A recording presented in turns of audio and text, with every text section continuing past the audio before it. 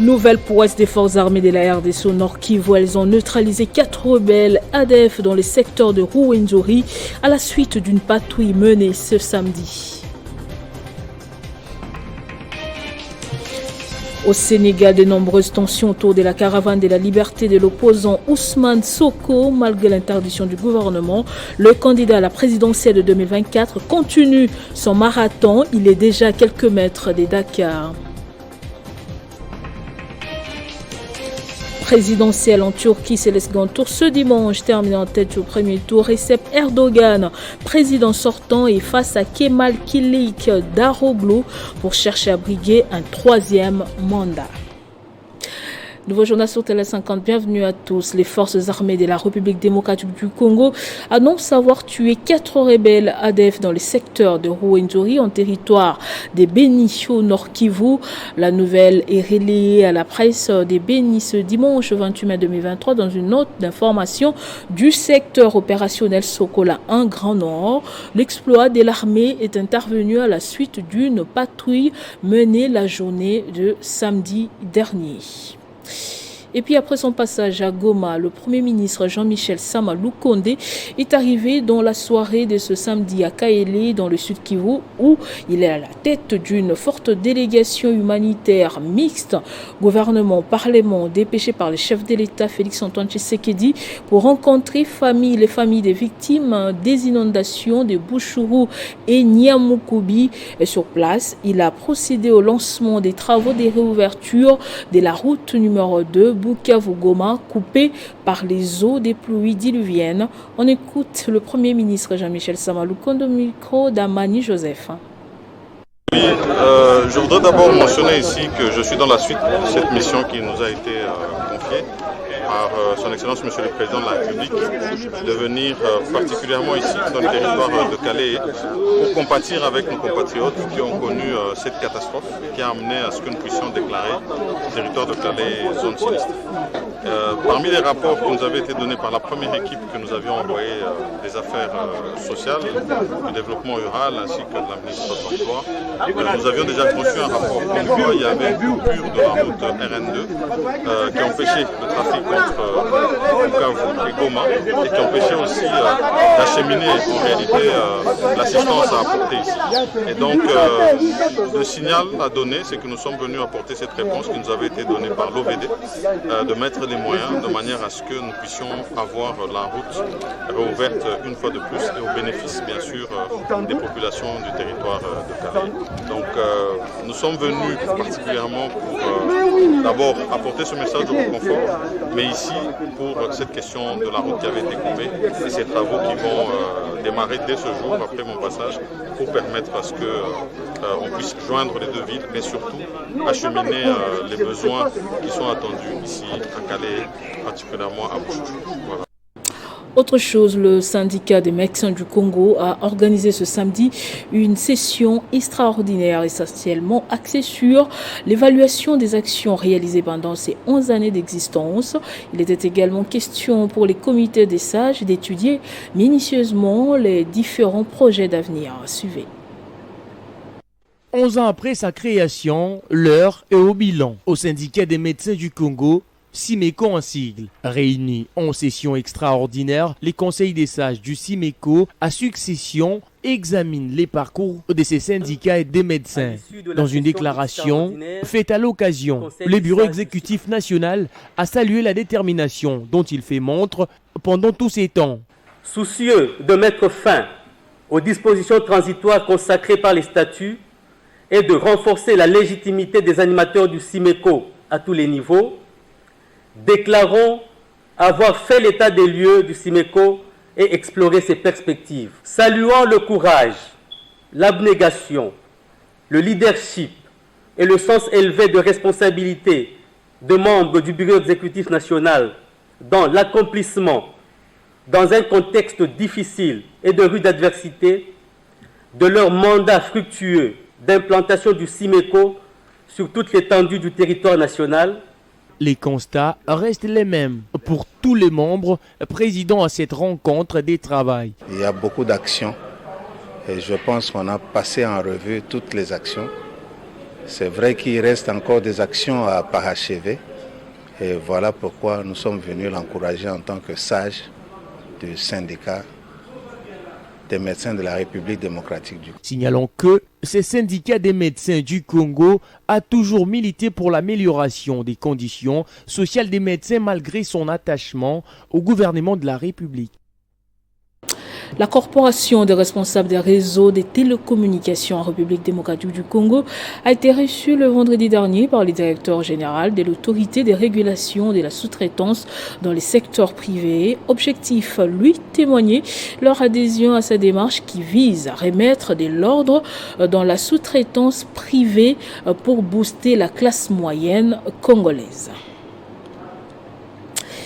Autonomisation de la femme en RDC, le lancement officiel de l'association des femmes battantes épanouies et dynamiques a eu lieu le week-end dernier dans la salle de conférence du ministère des Affaires étrangères, une nouvelle structure pour booster l'entrepreneuriat féminin.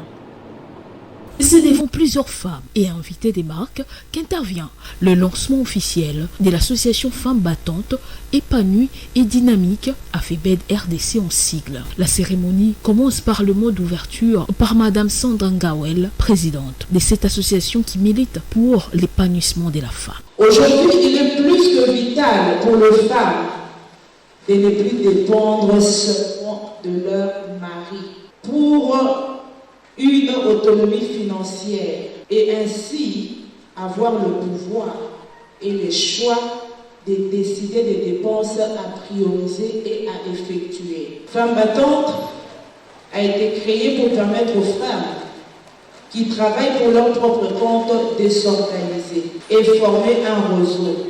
C'est ce que nous sommes, un réseau des femmes, une synergie des femmes qui travaillent ensemble. S'en est suivi de l'intervention de Mme Malika Mokubu, secrétaire générale chargée des questions électorales et de la représentation de la femme UDPS. Cette dernière a expliqué ce qu'une femme est capable d'entreprendre dans la société de nos jours. Le tournant décisif de cette nation est entre les mains de la femme congolaise. La femme qui est dans l'agriculture, la femme qui est dans la couture, dans la coiffure, la femme qui est même dans le ministère. Dans tous les domaines, la femme a un rôle à jouer. Et elle ne peut pas être que seule. Seule elle peut, oui, mais ensemble, on est plus forte.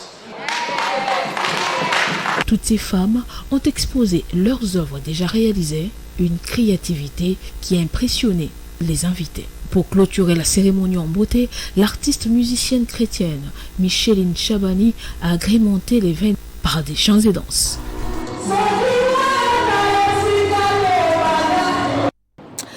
Direction le Sénégal, je le disais au sommaire, la caravane dite de la liberté de l'opposant Ousmane Sonko a quitté Ziguinchor, la ville dont il est le maire dans l'extrême sud du pays. Elle poursuit sa route en direction de Dakar. Ce samedi, elle est arrivée à Vélingara après plusieurs heures de chaufferette.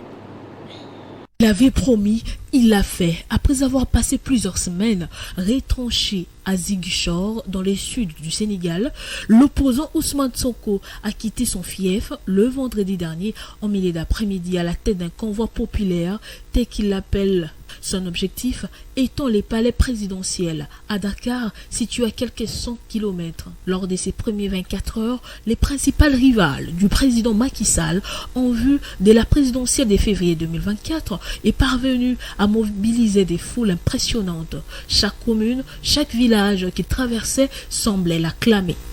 Des milliers de sympathisants se sont pressés sur les bords de route pour saluer le passage de sa voiture drapée pour l'occasion d'un drapeau sénégalais. Ce voyage à haut risque a été marqué par des violences dès les premières heures à fin de la journée.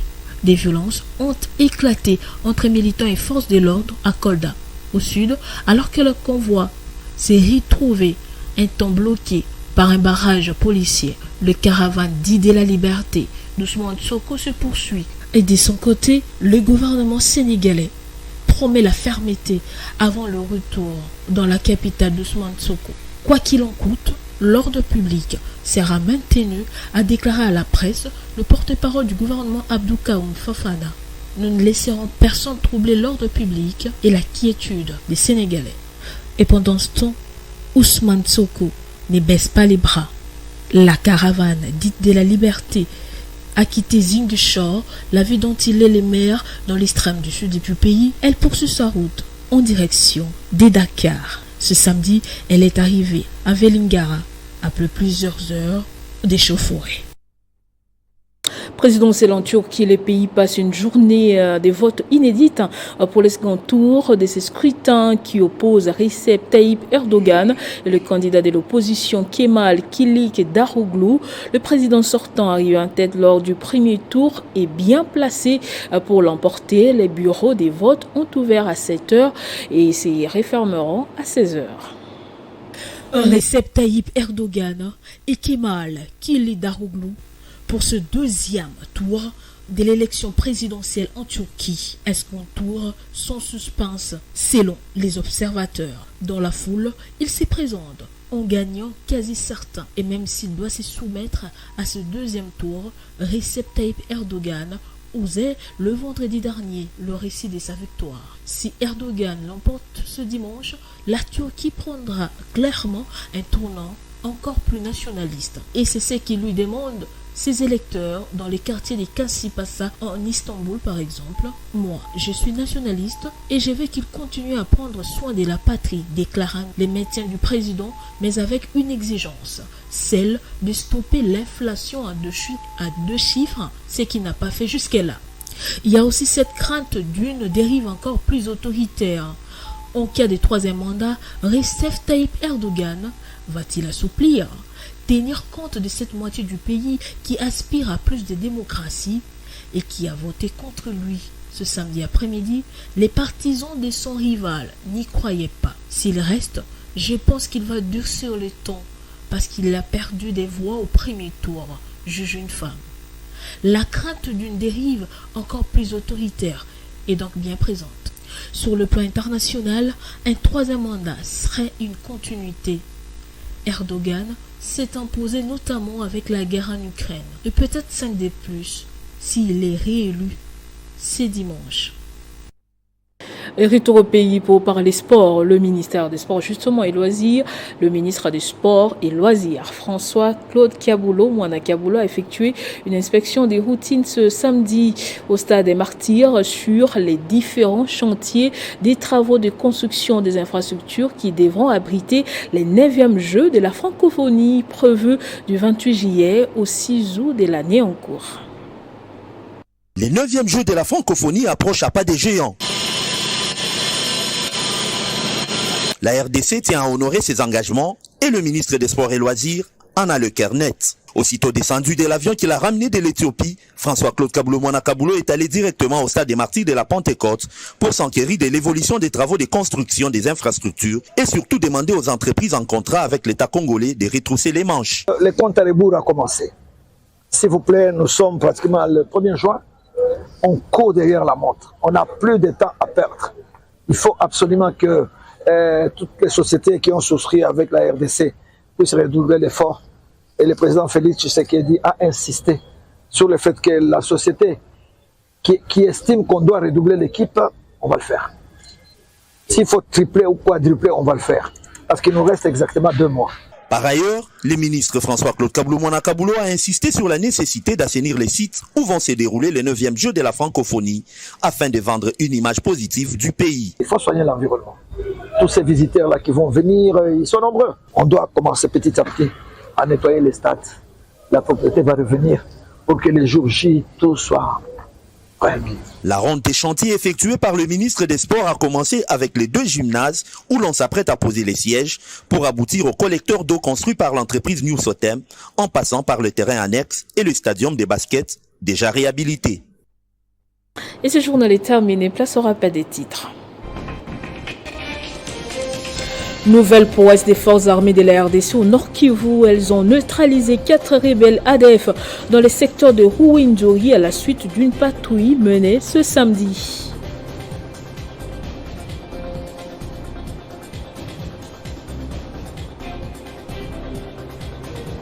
Au Sénégal, de nombreuses tensions autour de la caravane de la liberté de l'opposant Ousmane Sonko. Malgré l'interdiction du gouvernement, les candidats à la présidentielle de 2024 continuent son marathon. Il est déjà à quelques kilomètres de Dakar. présidentielle en Turquie, c'est le second tour ce dimanche. Terminé en tête au premier tour, Recep Erdogan, président sortant, est face à l'opposant Kemal Kılıçdaroğlu pour chercher à briguer un troisième mandat.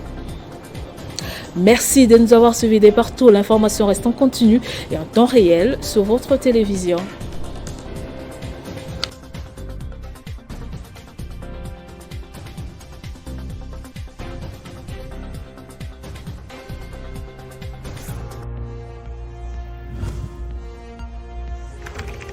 L'actualité reste en continu.